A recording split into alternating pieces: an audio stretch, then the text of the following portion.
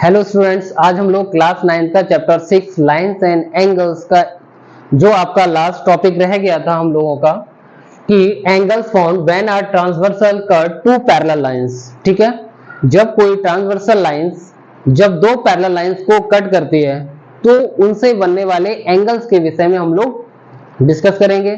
सबसे पहले है corresponding angles, alternate exterior angles, alternate interior angles, और नेक्स्ट टॉपिक है जो आपका फोर्थ टॉपिक जिसे कहते हैं कि interior angle on the same side of the transversal, इसको कॉन्सेक्यूटिव एंगल्स के नाम से भी हम लोग जानते हैं। ठीक है ना, देखेंगे इन सारे एंगल्स को।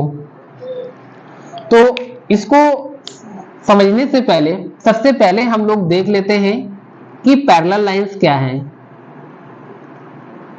पैरेलल लाइंस का क्या रोल होता है। ठीक है, suppose when two lines L and M are said to be parallel, दो लाइंस अगर L and M पैरेलल हैं तो उसके लिए टर्म एंड कंडीशंस क्या होती हैं देखते हैं। इफ फर्स्ट पॉइंट अगर मैं यहां पे डालूं, दे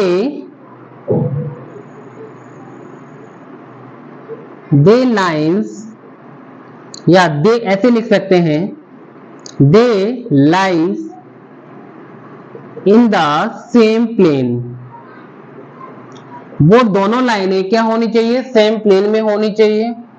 second, they do not intersect। अब जैसे सपोज करिए कि आपने ये दो लाइन ले रखी है, एक है आपकी L और दूसरी है M। तो यहां ये बोला है कि जो दो लाइनें आपने ले रखी है वो कैसी होनी चाहिए, एक सेम प्लेन में होनी चाहिए। ठीक है, और ये जो दो लाइनें हैं आपकी वो आपस में इंटरसेक्ट नहीं करना चाहिए। ठीक है, आपस में इंटरसेक्ट नहीं करना चाहिए। तो लिख सकते हैं however, लिख सकते हैं क्या कि however far they are extended, however they are extended means अगर हम इनको आगे तक भी इंक्रीज करते हैं और आगे एक्सटेंड करते हैं, आगे तक एक्सटेंड करने पर ये जो लाइंस हैं वो इंटरसेक्ट नहीं होनी चाहिए। ठीक है, तो उन्हीं लाइंस को हम लोग क्या कह सकते हैं, पैरेलल लाइंस कह सकते हैं। ठीक है ना, तो वही लिखा है कि दो लाइंस जो आपकी L एंड M है वो पैरेलल कब होंगी, वो पैरेलल तब होंगी जो दोनों लाइनें जो हैं वो सेम प्लेन में होनी चाहिए और दोनों ही लाइनें आपस में इंटरसेक्ट नहीं करनी चाहिए, चाहे उन्हें हम बोथ डायरेक्शन में एक्सटेंड करने पर भी। ठीक है ना, तो ये दोनों आपके फर्स्ट टॉपिक आपका था पैरेलल लाइंस। आई होप आपको समझ में आया होगा। सेकंड हम लोग देखते हैं, इसी का ही पार्ट है ट्रांसवर्सल लाइन।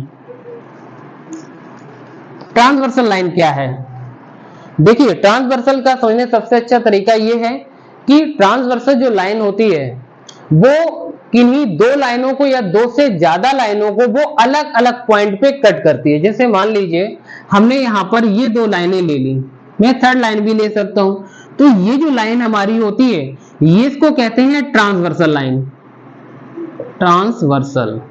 अब ये लाइन क्या करती है कि अलग अलग लाइनों को अलग अलग पॉइंट पे क्या करती है, कट करती है। इस वाली लाइन को यहां कट कर रही है, सेकंड लाइन को यहां पे कट कर रही है, थर्ड लाइन को यहां कट कर रही है।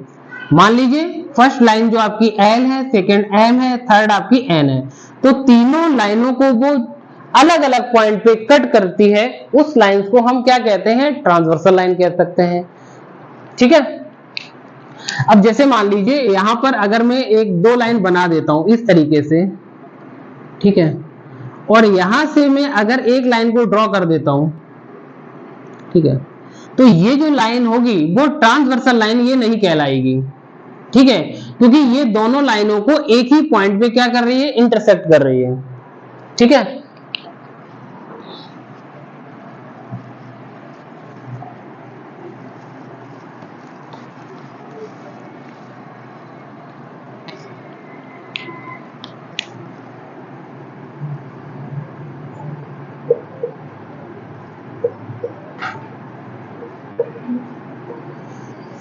ट्रांसवर्सल क्या है? मैंने जैसा कि आपको बताया कि जब कोई लाइन किन्हीं दो या दो से ज्यादा लाइनों को अलग अलग पॉइंट पे कट करती हो, उस लाइन को हम लोग क्या कहते हैं?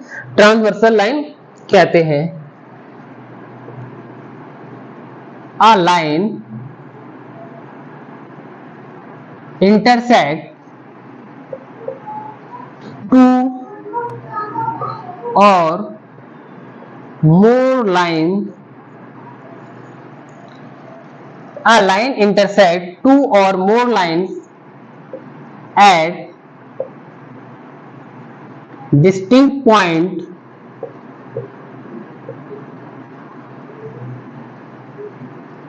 is called a transversal line कह सकता है। मैंने आपको क्या बताया? मैंने आपको ये बताया कि एक कोई लाइन अगर इंटरसेक्ट करती है दो या दो से अधिक लाइनों को, और वो लाइन जो दो लाइनों को अलग अलग इंटरसेक्ट करती है, जो पॉइंट होने चाहिए वो मेरे कैसे होनी चाहिए? अलग अलग पॉइंट होने चाहिए, ठीक है? तो ही वो लाइन आपकी ट्रांसवर्सल लाइन कहलाएगी। जैसा कि मैंने अभी आपको जस्ट अभी बताया कि ये लाइन क्या कर रही है? इस लाइन को यहाँ पे इंटरसेक्ट कर रही है और इस लाइन को यहाँ इंटरसेक्ट कर रही है, कट कर रही है। तो ये लाइन हमारी क्या कहलाएगी? ट्रांसवर्सल लाइन कहलाएगी, ठीक है?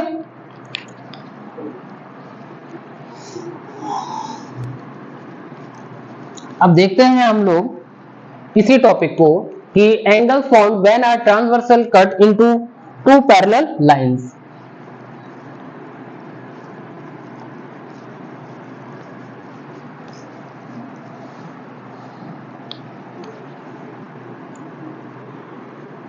दो हम पैरेलल लाइंस को ड्रॉ कर लेते हैं, रिप्रेजेंट कर सकते हैं।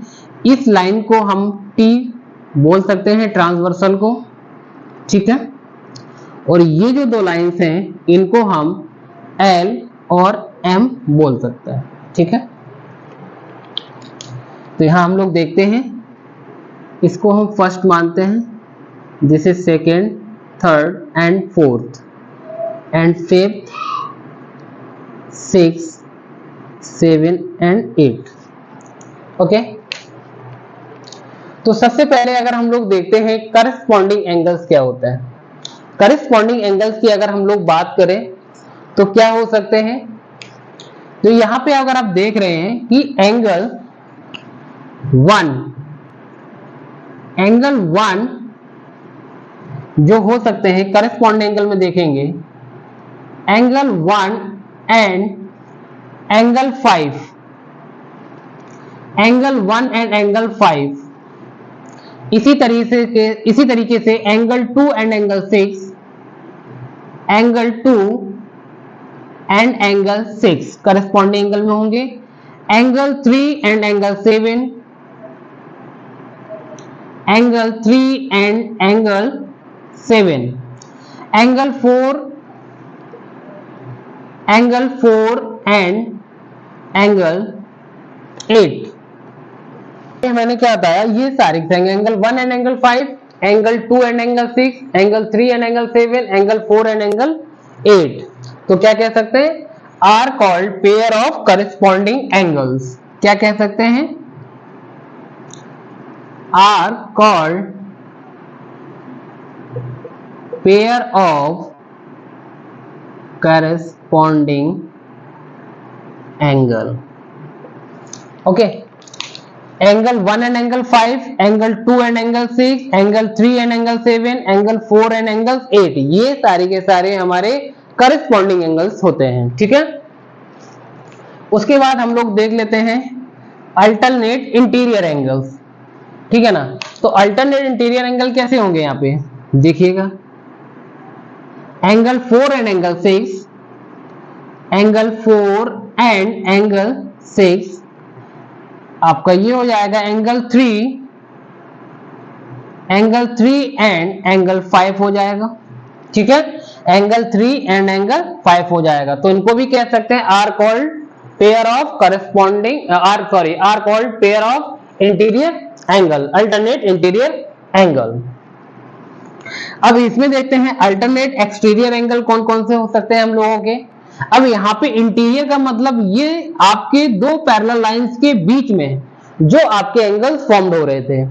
अब ये दो पैरेलल लाइंस के आउटर में जो एंगल्स फॉर्म हो रहे हैं, ठीक है ना, जस्ट अपोजिट, तो यहाँ पे ये क्या हो जाएगा, angle 2 and angle 8, angle 2 and angle 8, angle 1 and angle 7, तो इनको भी कह सकते हैं pair of alternate exterior angle बोल सकते हैं, ठीक है ना।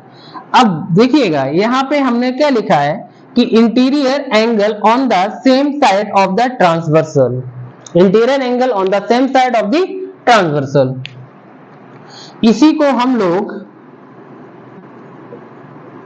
कॉन्जिक्यूटिव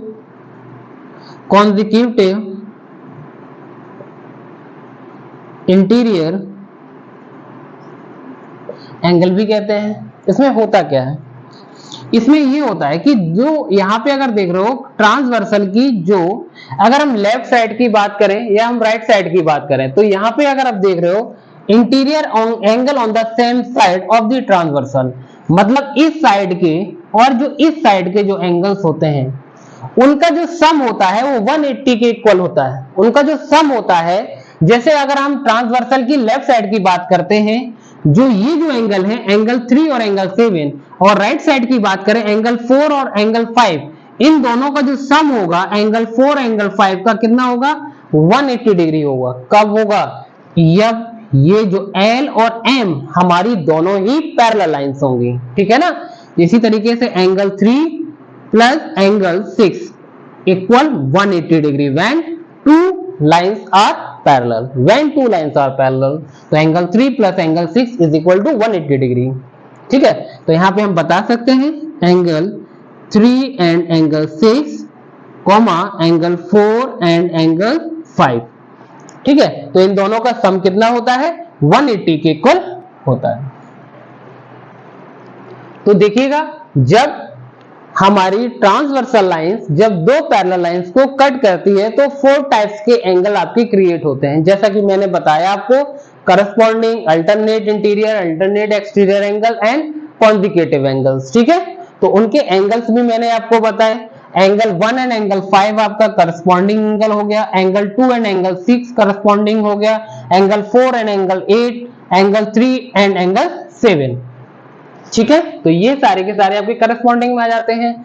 और यहां से देखेंगे इंटीरियर एंगल की बात करते हैं, अगर अल्टरनेट इंटीरियर एंगल की बात करते हैं तो यहां पे देखेंगे angle 4 and angle 6, angle 3 and angle 5, ठीक है। एक्सटीरियर एंगल में angle 2 and angle 8, angle 1 and angle 7, ठीक है। उसके बाद interior angle on the same side of the transversal, इसमें भी क्या होता है कि जब दो लाइंस पैरेलल होती हैं तो इंटीरियर एंगल का जो सम होता है वो 180 के इक्वल होता है, ठीक है। ठीक है, थैंक यू।